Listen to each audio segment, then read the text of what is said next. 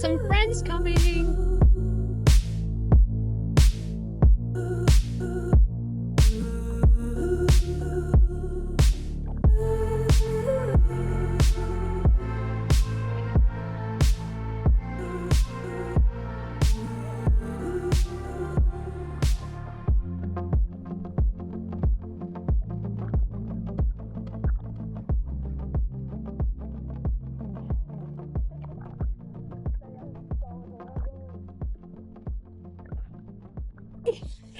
Is this going to be a catch and cook?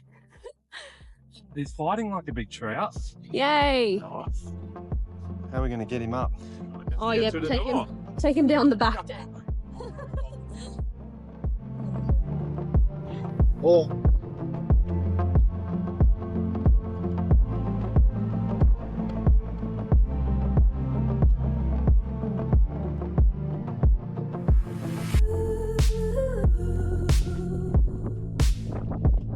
Big trout.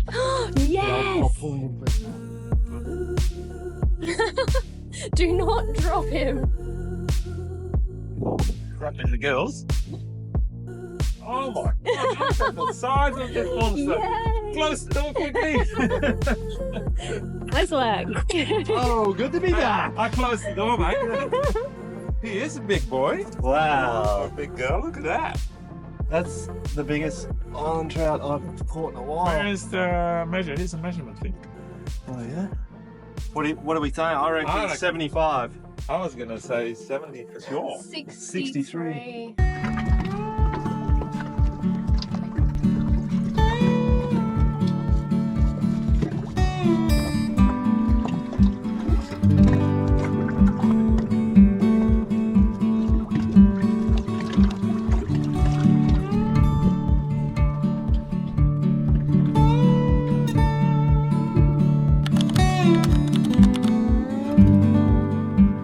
As you just saw, Tim caught an absolute stonker coral trout, and I have just whipped it up 3 different ways. We've got a baked coral trout ceviche, and a crispy skin coral trout, which is absolutely delicious, by the way. Listen to this crunch. It's just like pork crackling, only fish style. Let's get cooking.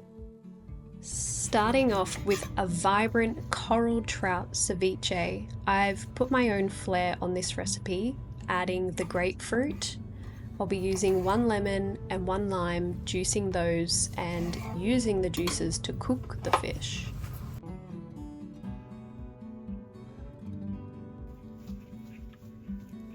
What I'm doing here is just patting dry the skin. This is what we're going to use for the crispy skin coral trout.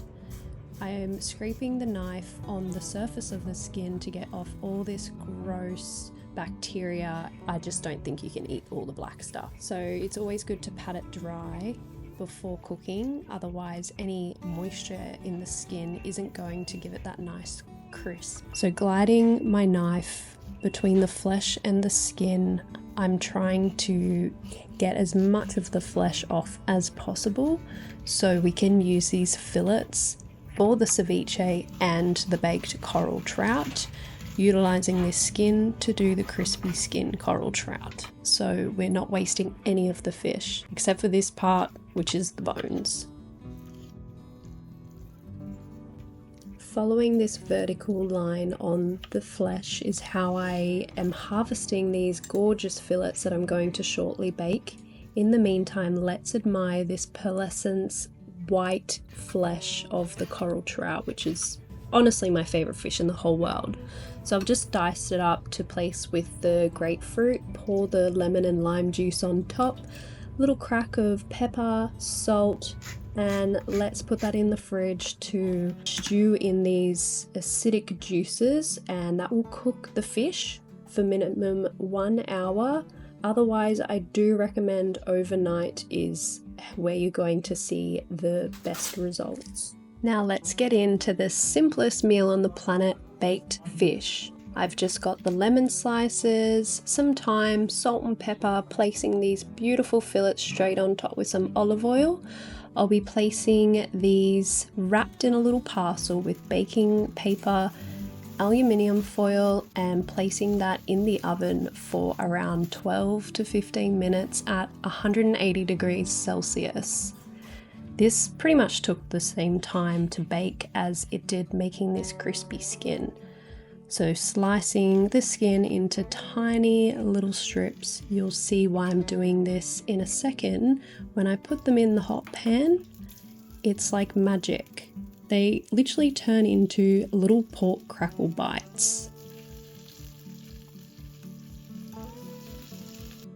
As you can see, I do keep the scales on because that's what gives it the crispiness. Look at the little scales puffing up like spines. I highly recommend this to anyone who can catch coral trout because it is to die for.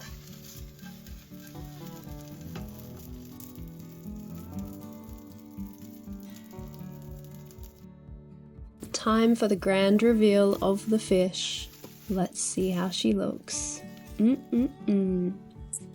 can't go wrong pairing this with the most simple salad, which is butter leaf, avocado and fresh lemon. I love pouring the juices from the baked fish on top, and you can use that as a salad dressing as well. And last but not least, a little touch from my galley, which are my basil plants that have been long standing for about 3 months now. So there you have it, the 3 meals with 1 fish fillet, baked coral trout ceviche and a crispy skin. I hope you enjoyed.